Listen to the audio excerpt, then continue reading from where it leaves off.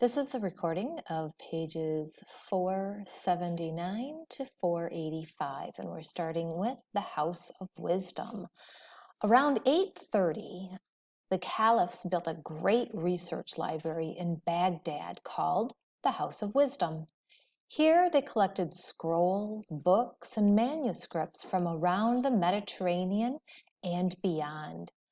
Merchants sought out works from Constantinople, Egypt, Persia, and India. Muslim scholars, along with learned Christians and Jews, translated the ancient works of mathematics, physics, astronomy, and philosophy into Arabic. The scholars carefully preserved and studied the writings of the Greeks and Romans. In their hands, the philosophies of Plato and Aristotle lived on. In Europe at this time, most people had forgotten about these works, but the Muslim scholars, with their respect for learning, rescued countless writings of the past. If not for their painstaking efforts, many great ideas from ancient times might have been lost forever. From the high towers of the House of Wisdom, when Muslim scholars peered down at the round city with its rooftops, courtyards, and gardens, their hearts surely swelled with pride. Far away to the north and west, Europe was suffering through a period sometimes called the Dark Ages, a time when Germanic tribes roamed the continent, fought for land, and the light of learning seemed to be extinguished. In Baghdad, however, the light of learning burned brightly.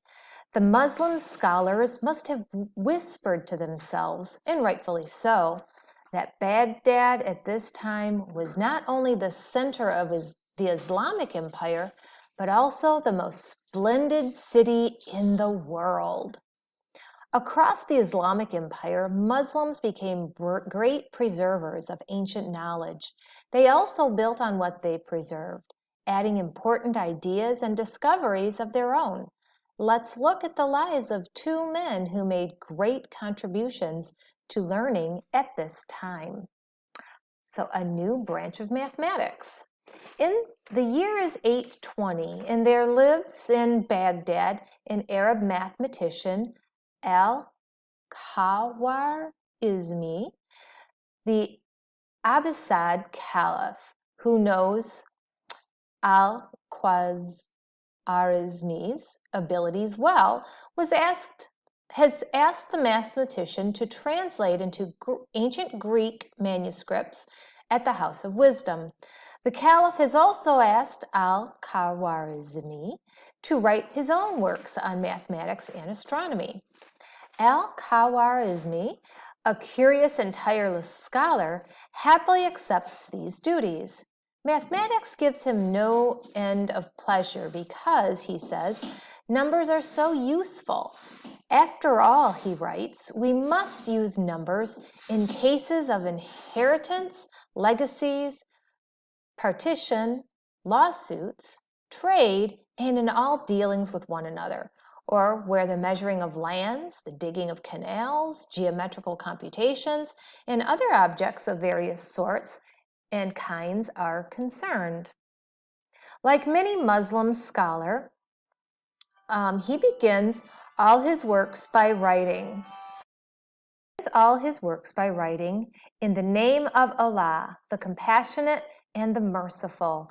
He explains that mathematics is primarily a reflection of how Allah's creation is carefully arranged and made understandable by those who study it. This Muslim scholar has written a book that makes numbers much simpler. Most people around the Mediterranean have been using Roman numerals for counting, the 1, 2, 3, 4, 5, and so forth. But during their travels to India, Arabs learned that the Hindus have developed a better way. When adding or subtracting, the Hindus use a little circle or dot that the Arabs called a sifr. Sifr, which means empty, is the basis of the English word cipher, one meaning of which is 0. The Hindus also use the concept of place value in their number system. Al-Khwarizmi has proposed using this Hindu system in his book. In fact, he has created a new set of numerals based on the Hindu method. He is hopeful that these new mathematical tools will become popular. So here's those Hindu numerals, and some of them look somewhat familiar. And then here's early Arabic. And then here is the modern Arabic. So the numbers that we use today come from the Arabic numbers. Al-Khwarizmi has also written a book about a whole new branch of mathematics that focuses on solving equations. His title is very impressive, The Compendious Book on Calculation by Completion and Balancing. In Arabic, part of the title is Hisab el-Jubra. Algebra means completion. Can you see what this new branch of mathematics is? Algebra. Algebra, completion. You may soon study algebra, or you might be in the middle of a course.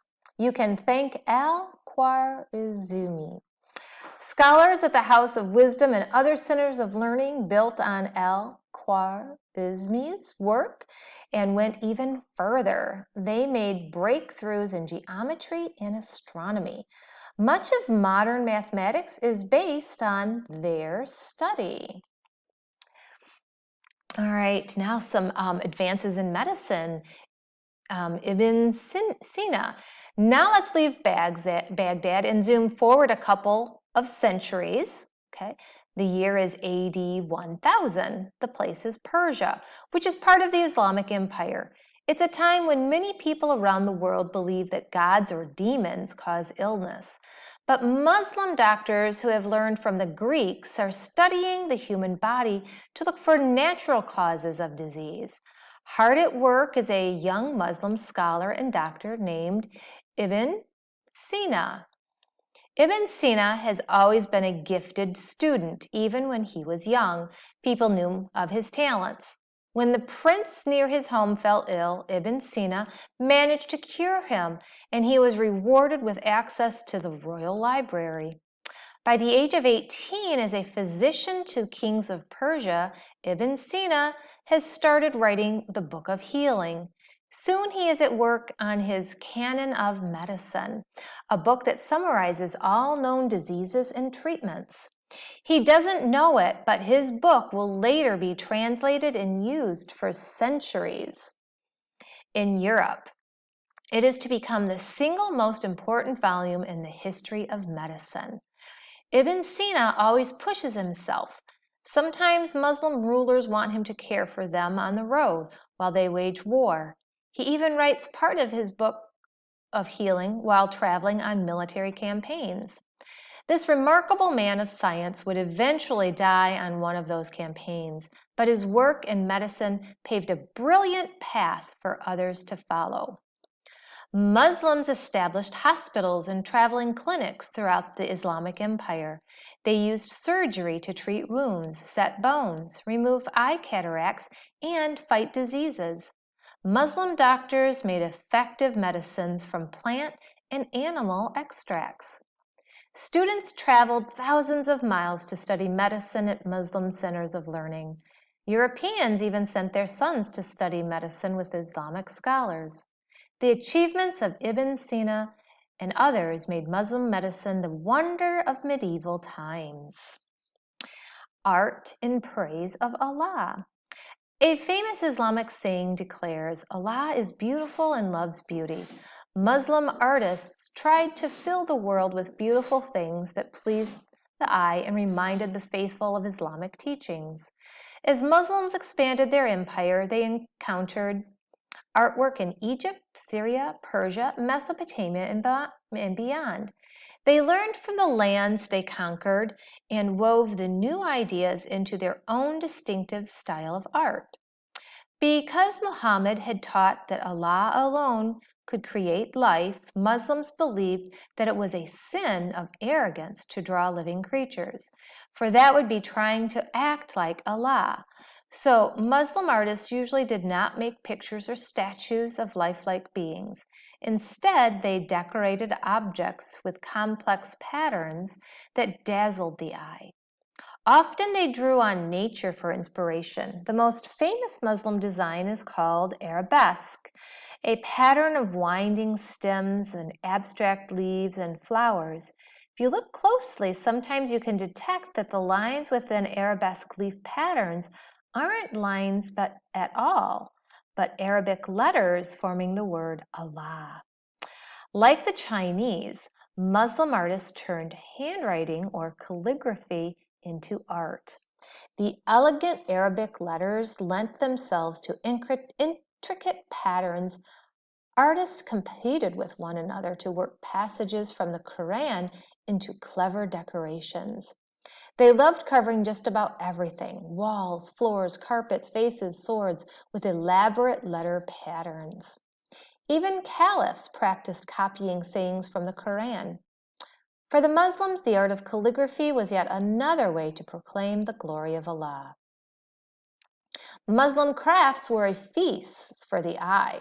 Pottery glowed with the colors of a desert sunset. Jeweled pitchers shone with engraved passages from the Quran. Swords glistened with silver and gold arabesques.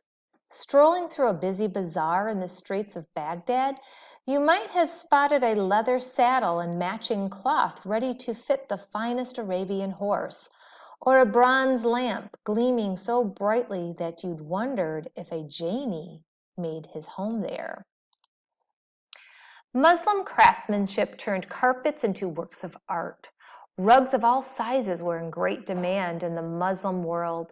People sat and slept on rugs on the floor rather than on chairs or beds. Many of the faithful carried small prayer rugs with them, which they unrolled and knelt upon when they prayed in the direction of Mecca.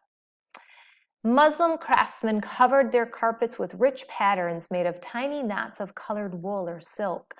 A fine rug could have 1,000 or more knots per square inch. They were magic carpets, not because they could fly, but because they fired the imagination with their colors and designs. Rugs from Persia were the most elaborate of all. Sometimes they looked like lush gardens full of flowering trees, gurgling fountains and ponds, alive with ducks and fish. These designs were often inspired by Quranic verses that gave beautiful descriptions of paradise. Mosques for beauty and worship. When Muhammad was alive, his followers would gather in the courtyard of his house to pray and listen to him speak about Allah. Muhammad's house was the very first mosque. A mosque is a Muslim place of worship and the spiritual center of a Muslim community. Muslims built mosques wherever Islam spread. The earliest ones were simple buildings made of mud brick. Muslims wanted their mosques to remind them of Muhammad's house, which had contained a courtyard. So they built each mosque around a courtyard, and inside they marked the wall nearest to Mecca so that worshippers would know in which direction to pray. Each mosque had a special place for a person to stand, lead prayers, and teach about Allah. When men wanted to call people to prayer, they simply climbed to the roof.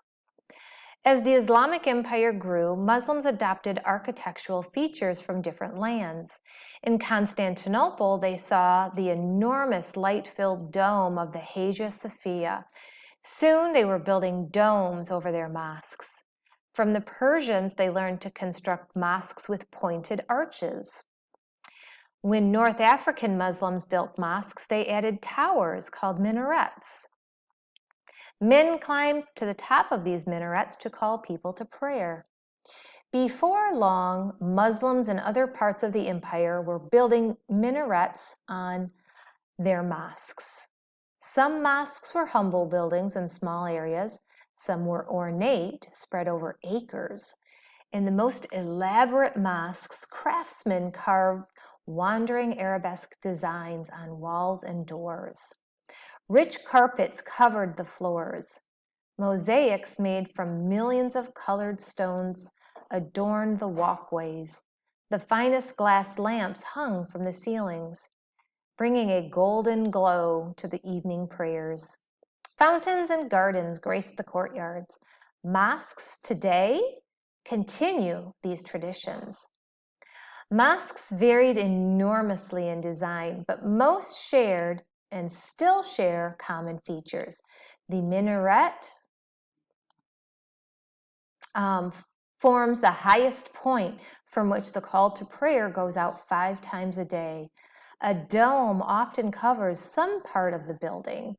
A gate in the front wall welcomes worshipers, while inside a courtyard provides a place to meditate or read. A fountain well or other source of water often stands in the courtyard, for it is the Muslim ritual to wash oneself before praying. In the prayer halls where men and women gather to worship, rugs cover the floor. A decorated niche called a mihrab marks the direction of Mecca, which worshipers face to pray. Inside every mosque is a raised pulpit. Here at Friday prayers, the imam, meaning one who stands in front, gives a sermon. From Arabia to Asia, from North Africa to Spain, wherever Muslims settled, they could visit a mosque and pray. They could learn about Islam and talk with other Muslims. Visiting scholars might even live there. No matter where they went, the courtyards, minarets, domes, and mosaics were signs to Muslims that they were still in the Islamic Empire. And that's the reading of pages 479 to 485.